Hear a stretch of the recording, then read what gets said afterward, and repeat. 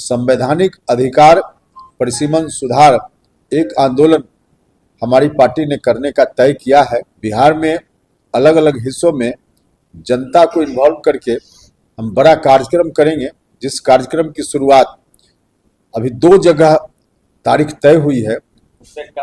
मांझी जी कुछ देखिए, मांझी जी से तो आप लोगों के मित्र साथी ही, मीडिया के लोग ही कुछ कहकर उनसे कुछ कहवा लेते हैं, इसलिए इस तरह का स्टेटमेंट मांझी जी दे देते हैं। चिराग भी बोले सर 40 से कम नहीं मानेंगे। अब देखिए, दूसरे लोग जो भी बोल रहे हैं उनका विषय है। मुख्यमंत्री का चेहरा एनडीए की तरफ से होगा और उसके लिए पहले से मालूम है कि नीतीश कुमार जी के नेतृत्व में चुनाव होगा और नीतीश जी मुख्यमंत्री होंगे।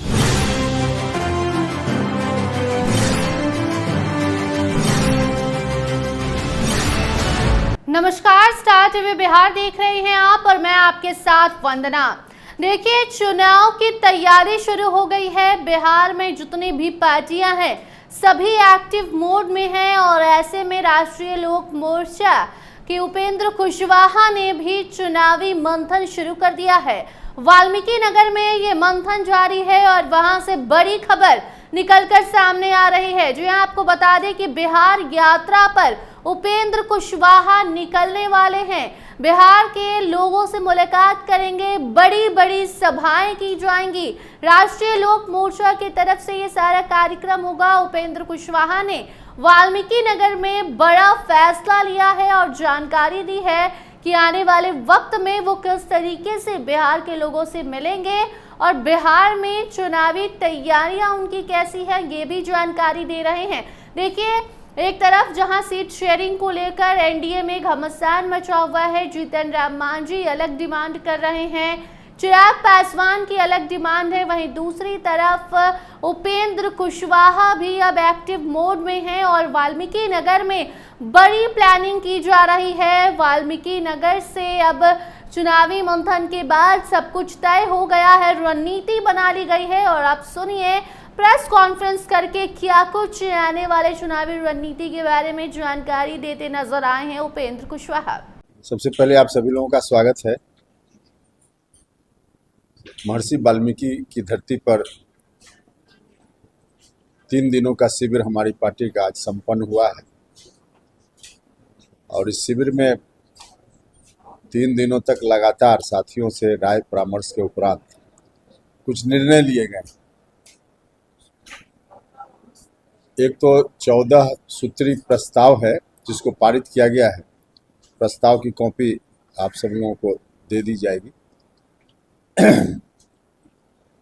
उन प्रस्तावों में एक विशेष चर्चा हमने की है, निर्णय लिया है। बिहार के साथ पिछले 50 वर्षों से अन्याय हो रहा है। 1976 में परिसीमन एक्ट का मतलब है कि विधानसभा और लोकसभा क्षेत्रों की संख्या प्रत्येक 10 साल के बाद जो जनगणना होती है उसमें बढ़ी हुई संख्या के आधार पर सीटों का निर्धारण करने का प्रोविजन हमारे संविधान में है। 51 में हुआ, 61 में हुआ, 71 में हुआ, सीटों की संख्या बढ़ी क्योंकि हमारी जनसंख्या उस वक्त से लेकर 71 तक, मतलब आज़ादी के बाद से लेकर 71 तक बढ़ती रही। आज भी हमारी संख्या बढ़ी है, उसके अनुसार हमारे यहाँ सीटों की संख्या ज़्यादा होनी चाहिए। लेकिन 1976 में डिलिमिटेशन एक्ट में संशोधन कर दिया गया और उस संशोधन के माध्यम से ऐसी व्यवस्था बना दी गई कि अब जनसंख्या के आधार पे सीटों की संख्या नहीं बढ़ती है। एक्ट में संशोधन करके रोक लगा दी गई संख्या बढ़ाने के मामला में। तो जो संख्या 1971 में निर्धारित हुई वही संख्या आज भी है, जबकि हमारा संविधान, मूल संविधान कहता है कि बढ़ी हुई संख्या के आधार पर सीटों की संख्या बढ़नी चाहिए थी। आज की जो जनसंख्या है उस आधार पर अगर सीटों का निर्धारण हो तो कम से कम 1.5 गुना संख्या बढ़ेगी लोकसभा में और उसी अनुपात में लगभग विधानसभा में भी सीटों की संख्या बढ़ेगी। और लोकसभा विधानसभा में सीटों की संख्या बढ़ेगी तो जो SC/ST वर्ग के लोग हैं उनकी संख्या भी स्वाभाविक रूप से बढ़ेगी।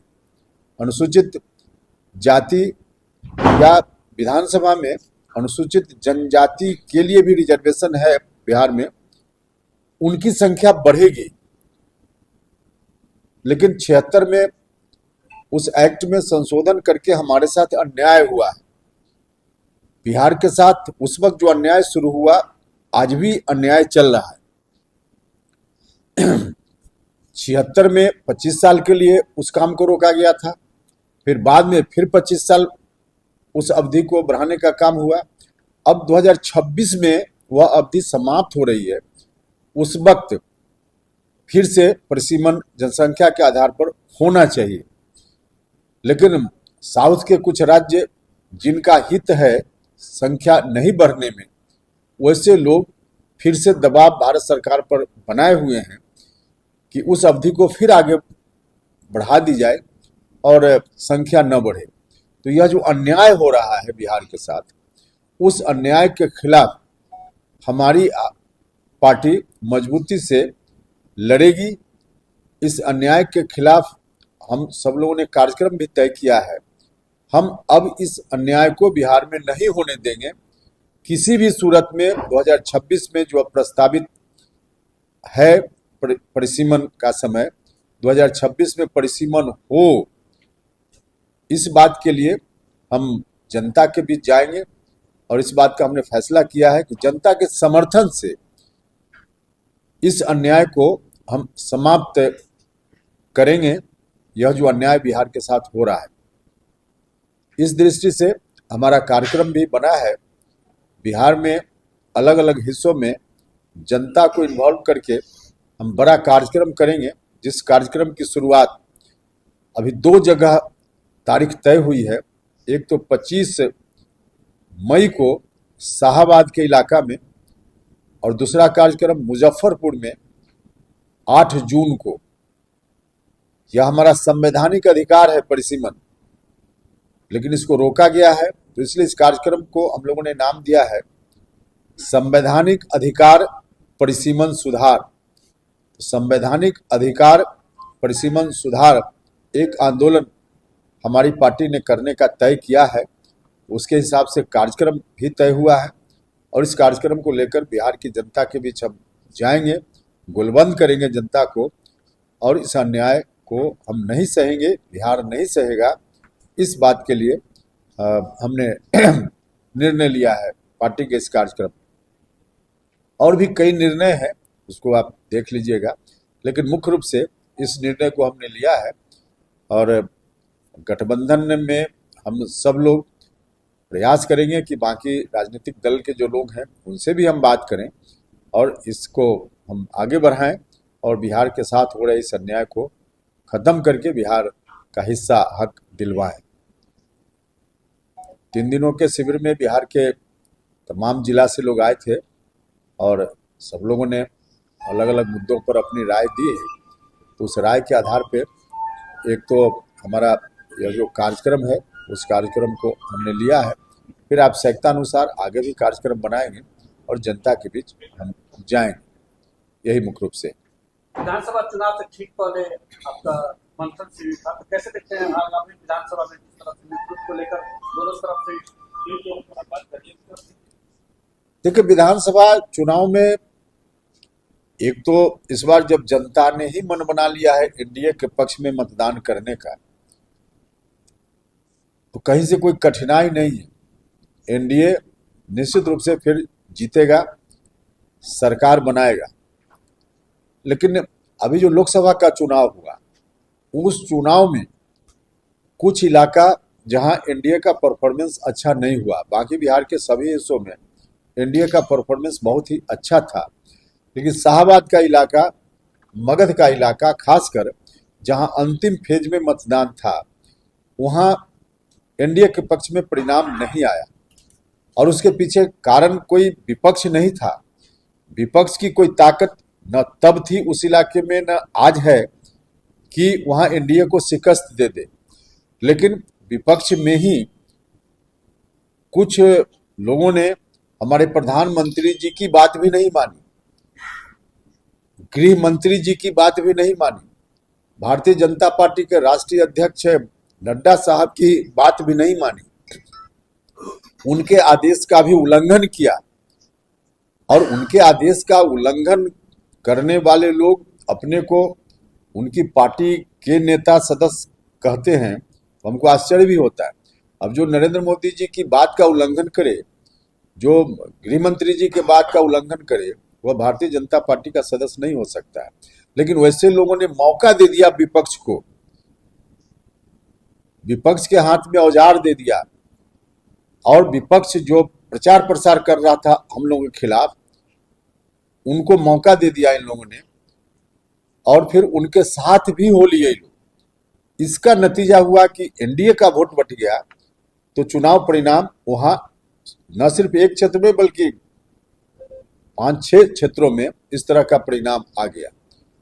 तो अभी हमने अपने इस कार्यक्रम के माध्यम से उनको भी सचेत किया है कि भाई जो लोग भी इस तरह का काम जिन लोगों ने किया लोकसभा चुनाव के समय में, कृपा करके इस तरह का रवैया विधानसभा चुनाव में नहीं लोग लाएं, नहीं तो फिर विपक्ष को लाभ हो जाएगा।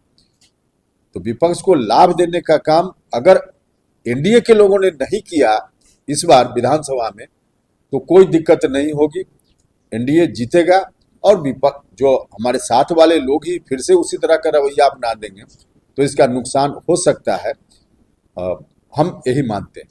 कितने सीटों पर दावा कर रहे हैं, क्या कितना अपने सीटों पर दावा जो कुछ भी हम करेंगे, उसको जहां जिस टेबल पर बोलना होगा, जिस मोर्चा पर, वहां बात रखेंगे। यह जगह उपयुक्त नहीं है।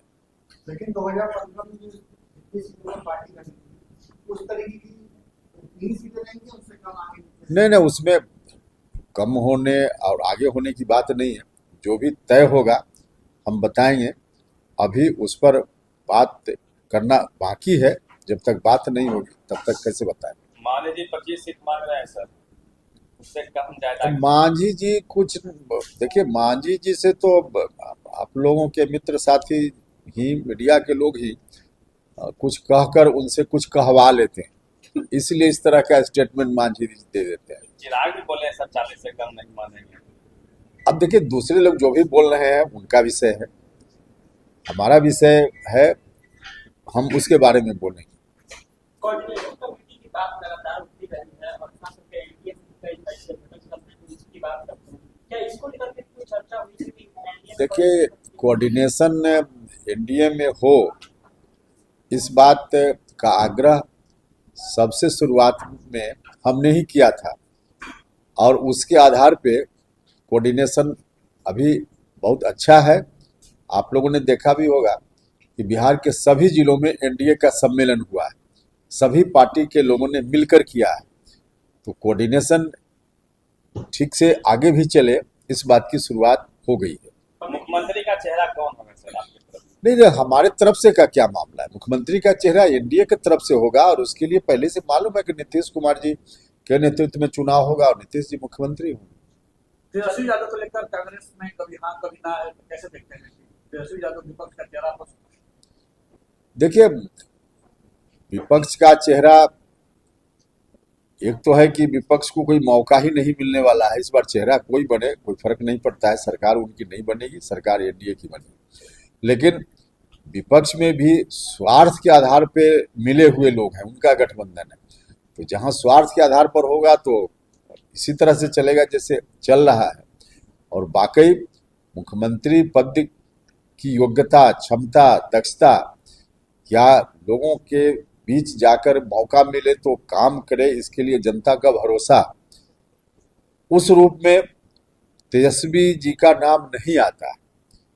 पार्टी है, बिहार के मतदाताओं के बीच एक खास वर्ग में समर्थन है, इसलिए उनकी पार्टी है, ताकत भी थोड़ी है, अब इससे इनकार नहीं करते हैं। लेकिन मुख्यमंत्री के रूप में जिस रूप में होना चाहिए नहीं उनका चेहरा है, इसलिए तो कभी कांग्रेस पार्टी के लोग, गठबंधन में दूसरे दल के लोग अभी तक सहमत नहीं हो पाए हैं। उसका मूल कारण यही है। सर इस बार प्रशांत किशोर भी मैदान में है, इसके अलावा हिंद सेना एक पार्टी सुदीप लाडे जी की आई है, कितना असर पड़ेगा इसका? आप इलेक्शन कमीशन का रिकॉर्ड देख लीजिए, 100 पार्टी मिल जाएगी, 100 पार्टी बिहार में बिहार के मिल परिप्रेक्ष्य में जाएगी। इसको कैसे- हाँ, बिहार के बारे में हम कह रहे हैं, हम देश भर की बात नहीं कर रहे। 100 पार्टी बिहार में रजिस्टर्ड है, जो मिल जाएगी उसकी सूची इलेक्शन कमीशन के साइट पर चली जाएगी। जाति जनगणना कराने लोगों में भरमाया गया। जाति जनगणना कराना बहुत ही आवश्यक था। तो जाति जनगणना बिहार में आज की सरकार ने करवाया है, और ऐसा नहीं कि कोई एक पार्टी या कुछ लोग, जाति जनगणना हो इसके लिए बिहार में मतलब सभी दल के लोगों ने समर्थन किया है, सर्वसम्मति से विधानसभा में प्रस्ताव पारित हुआ है। तो इसलिए सब दल के लोगों ने चाहा है, तो राज्य की सरकार ने किया।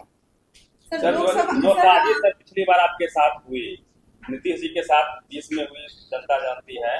यदि इस बार होती है, क्या विकल्प खुले हुए हैं महागठबंधन के लिए? नहीं, ऐसी साजिश अब लोग क्यों करेंगे? देश का चुनाव था लोकसभा, तो कहीं एक जगह उस तरह की स्थिति आई, फिर भी सरकार बन गई दिल्ली में, क्योंकि देश भर से चुने हुए सांसदों को तय करना होता है कि दिल्ली में सरकार बने, उनके बहुमत के आधार पर सरकार बनती है। बिहार में जो चुनाव होना है उसमें बड़ा हिस्सा शाहबाद का इलाका है, मगध का इलाका है, जहां इस तरह की स्थिति हुई। बिहार के किसी भी हिस्से में इस तरह की चूक कोई जान कर करे या अनजाने में करे, उसका नुकसान बहुत ही हो जाएगा, एनडीए को और विपक्ष को लाभ मिल जाएगा। तो ऐसा लाभ विपक्ष को मिल जाए, एनडीए का कोई आदमी कैसे ऐसे कर सकता है? कौन सी की सर पार्टी उसका सबकी- नुकसान सर लोकसभा में सबसे ज्यादा उसका नुकसान आप लोगों को हुआ, तो ये नुकसान विधानसभा में आप लोगों को ना हो, उसके लिए क्या आपने रणनीति? नहीं, देखिए, सिर्फ हम लोगों का कैसे हुआ, पूरे एनडीए का हुआ। जहां हमारे प्रधानमंत्री जी आकर हमारे क्षेत्र में, बाकी जगह भी बिहार भर में आकर कहते थे कि कम से कम 300, 400 कम से कम 400, अब आधा दर्जन सीटों की संख्या वही घट गई। तो सिर्फ मेरा नुकसान थोड़े हुआ, प्रधानमंत्री जी की बातों की अवहेलना। तो सुना आपने, एक तरफ जहां वाल्मीकि नगर में बड़ी मीटिंग की गई, तमाम पार्टी के वरिष्ठ नेता वहां पहुंचे, उपेंद्र कुशवाहा ने सबको चुनावी मंत्र दिया और अब सब एक्टिव मोड में हैं। चुनाव की तैयारी शुरू हो गई है, अलग अलग जिलों में जाकर बैठक होगी, अलग अलग जिलों में जाकर सभाएं की जाएंगी, लोगों को गोलबंद करने की कोशिश की जाएगी। और साथ साथ उपेंद्र कुशवाहा का साफ कहना है कि इस बार हमारे साथ धोखा नहीं होगा। जब उनसे सवाल किया जाता है कि सीट शेयरिंग को लेकर एनडीए में घमासान मचा हुआ है, तो उस पर भी उन्होंने अपने अलग तरीके से, अपने अनोखे अंदाज में जवाब दिया, वो भी आपने सुना। बाकी अब आगे इससे जुड़ी कोई नई जानकारी सामने आएगी तो आप तक उसे जरूर पहुंचाएंगे। फिलहाल इन तस्वीरों को देखकर आप क्या कुछ कहना चाहते हैं कमेंट सेक्शन में बता सकते हैं।